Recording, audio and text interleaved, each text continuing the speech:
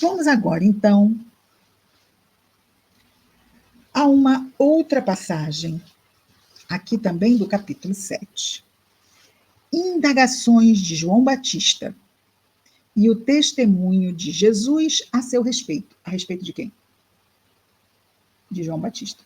Né? Indagações de João Batista e o testemunho de Jesus a seu respeito. Versículo 18, ok? Esse subitem só é contado por Mateus, além de Lucas. Não é contado nem por Marcos, nem por João. Indagações de João Batista e testemunho de Jesus a seu respeito. Versículo 18. Os discípulos de Jesus relataram-lhe todas estas coisas. E João, chamando 2 dos seus discípulos, enviou-lhes ao Senhor, dizendo: vejamos, os discípulos de João, quem? João Batista, ok? Então, tinha um João entre os apóstolos. Este é o nosso João evangelista, o mesmo João que escreveu o Apocalipse, o último livro do Novo Testamento.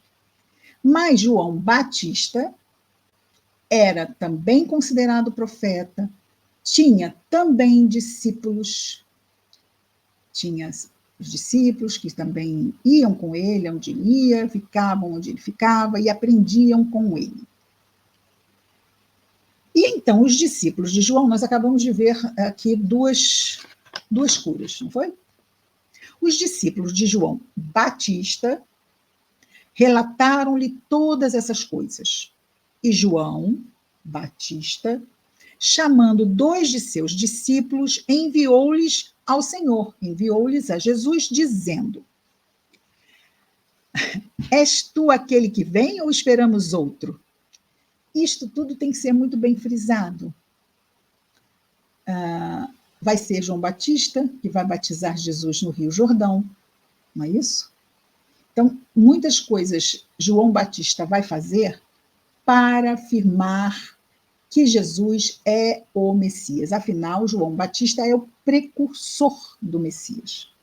É o precursor do Cristo, do enviado. Apenas, além do Messias, apenas o seu precursor é o único personagem de toda a história de Jesus, além dele, o seu precursor, é profetizado no Antigo Testamento. Olha a importância de João Batista. Então, vejamos. João vai me enviar a pergunta. Mas João envia a pergunta para isto, para dar engajamento. Se fosse hoje na rede social, né? Ele ia fazer ficar circulando a notícia de várias formas para divulgar, para ampliar isto. Isso tinha que ser repercutido o máximo. E ele, como precursor, estava lá, dedicado a fazer o máximo para ampliar essa grande notícia. Então ele envia 2 de seus discípulos com a pergunta a Jesus: és tu aquele que vem? Sim, o Messias, não é? O profetizado no Antigo Testamento, és tu? Ou esperamos outro? Ou o Messias ainda não chegou? Lembrando que os judeus ainda estão esperando a chegada do Messias, ok? Eles não reconhecem Jesus como Messias. Naquela hora, Jesus curou muito das suas doenças, flagelos, espíritos maus, e a muitos cegos concedeu a graça de ver. Então vejamos, por que ele fez isso? Ele está sempre cercado de multidão, concorda? Jesus está sempre cercado. Faltam doentes para ele curar? Faltam cegos para enxergar? Mas não faltam. Então ele veio, recebeu, ouviu, não respondeu de pronto. Virou-se para a multidão, curou, e aí, então, em resposta, versículo 22, disse-lhes: ide e anunciai a João o que vistes e ouvistes. Cegos voltam a ver, coxos andam, leprosos são purificados, surdos ouvem, mortos são erguidos, pobres são evangelizados. E esses pobres, quem são? Que pobreza é essa? Só pode ser evangelizado o humilde, o pobre de coração, ok? Aquele que não for humilde não vai ser evangelizado, vai? Não vai. Porque se eu não me submeter, porque é isto, um discípulo tem um mestre, mestre e hierarquia, lembramos do centurião, não é? O discípulo tem o mestre e se submete ao mestre, porque reconhece no mestre a condição de mestre. E automaticamente, dessa forma, reconhece em si próprio a condição de discípulo. Ou seja, aqui, abaixo. Então, é fundamental, essencial, a condição de humildade. Ou seja, os pobres são evangelizados. Versículo 23, e bem-aventurado quem não se escandalizar de mim. Ah, você é cristão? Tem muita coisa assim, né? Ali não havia nem essa questão de cristão ainda. Jesus estava simplesmente falando do Pai, pregando. Não havia essa ideia de cristianismo, de que Jesus estivesse. Claro que havia um sentimento de ameaça pelos poderosos de então. Mas o que Jesus estava falando? Jesus estava falando sobre as leis de Deus, não está? Amar a Deus sobre todas as coisas, o próximo como a si mesmo, estava simplesmente pregando o bem, nada terrível.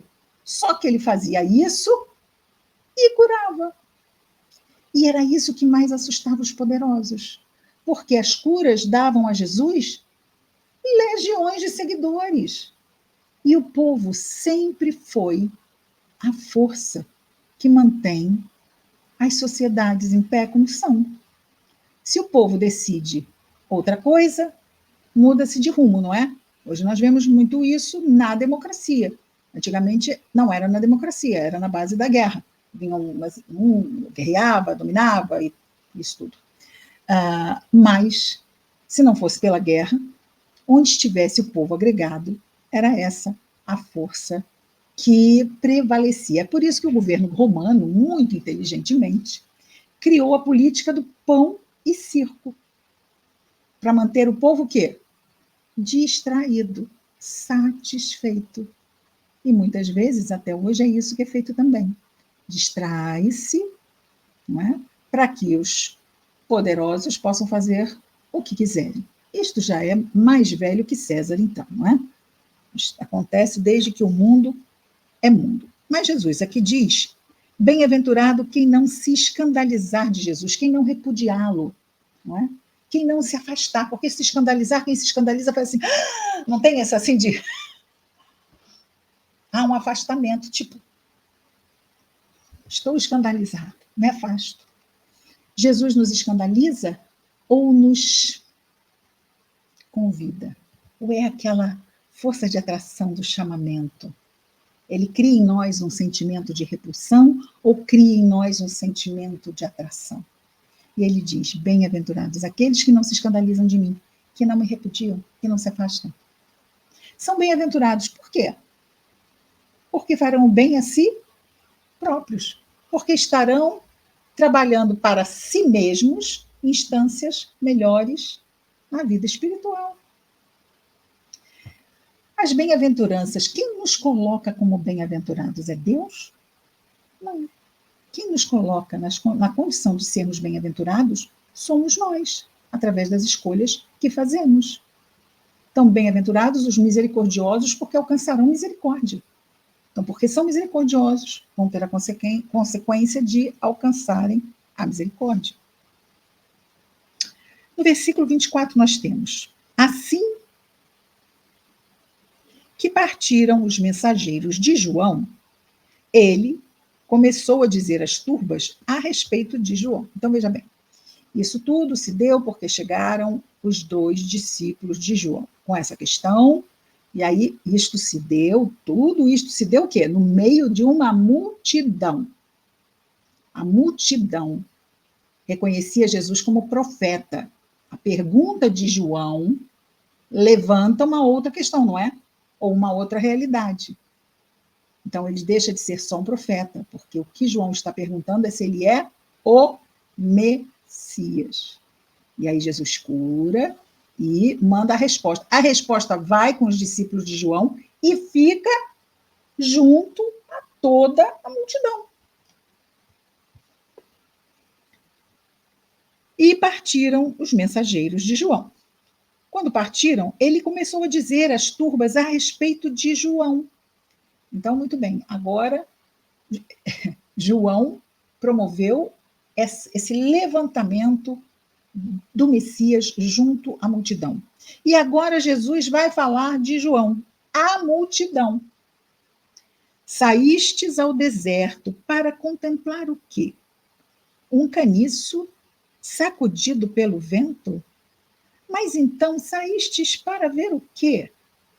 Um homem vestido em vestes finas? Vede, os que estão com veste gloriosa e luxuriante estão nos palácios reais. Mas então saístes para ver o quê? Um profeta? Sim, vos digo eu, e mais que profeta. Tudo isso ele está falando de João, ok? João é alguém que é seguido? Sim, João é alguém que é seguido. Saímos para ver o quê? Um profeta? Sim, Jesus diz. Mais que profeta, pois este é aquele a respeito de quem está escrito. E aí ele vai citar o Antigo Testamento. Eis que eu envio perante a tua face o meu anjo, que preparará o teu caminho diante de ti. Isto é Deus falando ao Messias. Ok? Eis que eu envio perante a tua face o meu anjo, que preparará o teu caminho diante de ti. Terminada a citação, no versículo 28, Jesus continua: Eu vos digo, entre os nascidos de mulheres, ninguém é maior que João Batista. Ou seja, nenhum encarnado. E aqui deixando, obviamente, Jesus à parte, ok? Porque Jesus é um espírito puro. Nenhum reencarnado, nascido de mulher, ou seja, nenhum espírito reencarnado, vamos aqui onde está, é maior que João Batista. Mas o menor no reino de Deus é maior do que ele. Ou seja, ele não é um espírito puro. Jesus é um espírito puro. Deus até o chama de anjo, não é? Mas ele diz que no reino de Deus, no reino dos céus, não é? No reino de Deus, ele é o menor. Ele é o menor.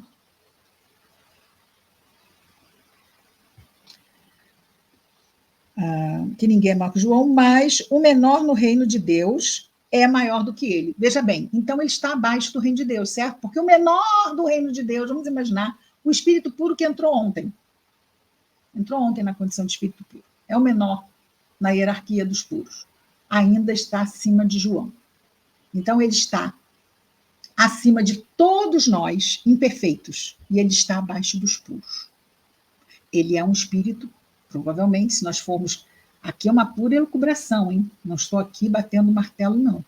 Mas nós sabemos que nós temos 3 ordens aqui propostas por Kardec. Sabemos também que a ordem de classificação dos espíritos é didática e podem haver várias. Mas a adotada por Kardec em O Livro dos Espíritos estabelece 3 ordens: espíritos imperfeitos, bons e puros. O espírito puro está lá em cima e é apenas uma classe, puros. Nós estamos lá embaixo, imperfeitos, mas tem os bons. Mas os bons são 4 classes, ok? A segunda classe, que é aquela que está exatamente abaixo da primeira, ou seja, são os espíritos superiores. É aquele que está logo abaixo dos puros. Então, talvez, se nós fôssemos usar a classificação do Livro dos Espíritos, dentro do que Jesus nos coloca, seria João um espírito superior, destacado para esta missão. Sim, ele veio em missão.